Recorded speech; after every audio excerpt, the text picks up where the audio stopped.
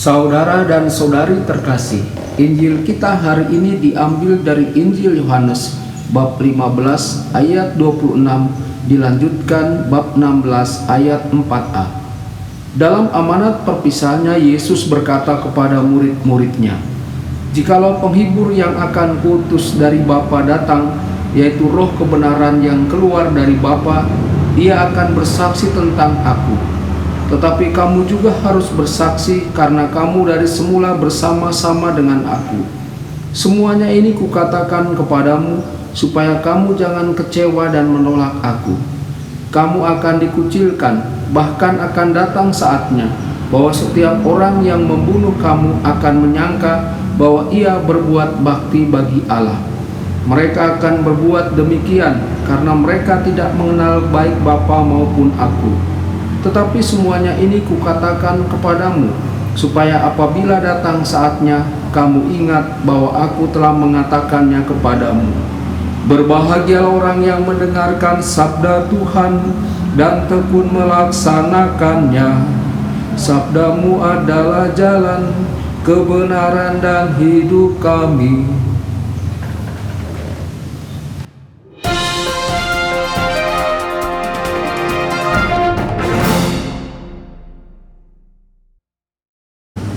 Saudara dan saudari terkasih, jumpa lagi dengan saya Romo Tedens dalam saluran Warta Kabar Sukacita.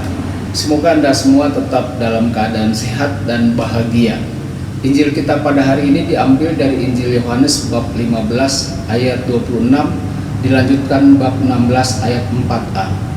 Dalam renungan hari ini kita mohon Tuhan membantu kita agar kita menjadi saksinya yang benar dalam hidup kita.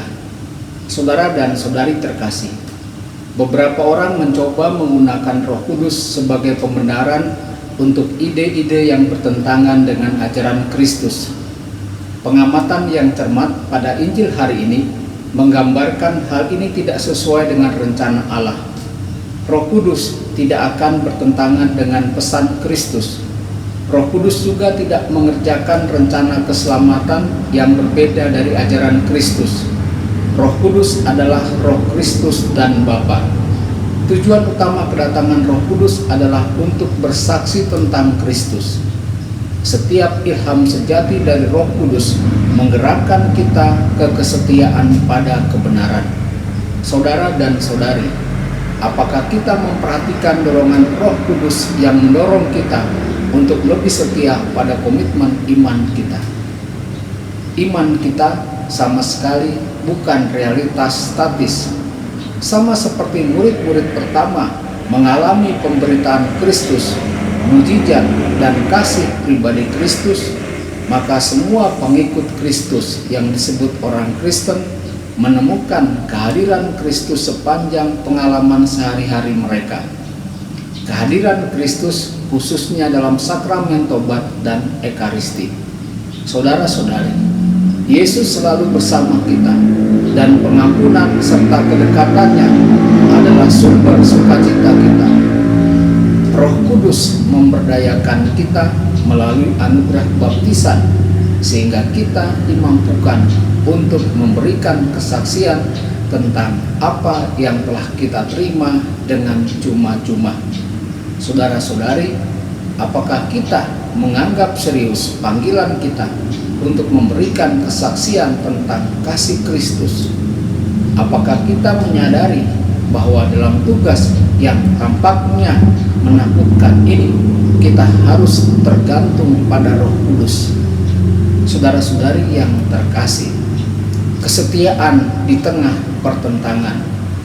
Kristus berkata kepada para rasul, menjadi saksi baginya tidak selalu disambut dengan penerimaan. Orang yang menolak tampaknya menjadi bagian integral dari hidup para pengikut Kristus. Kepatuhan yang mendalam dan teguh kepada Kristus dan suara hati nurani tidak pernah sesuai dengan pola pikir populer. Kristus berjalan di depan kita dan Roh Kudus ada di pihak kita. Saudara-saudari, semoga kita tidak mengandalkan kemampuan diri kita sendiri, tetapi hidup kita tumbuh dalam kekuatan melalui kesetiaan pada inspirasi Roh Kudus. Tuhan Yesus memberkati dan menyertai Anda semua. Sabda Allah adalah kebenaran. Sabda Allah adalah kehidupan. Mari kita mencintainya, mari kita menghayatinya. Ya Tuhan yang ku muliakan, sabdamu angkat resahku.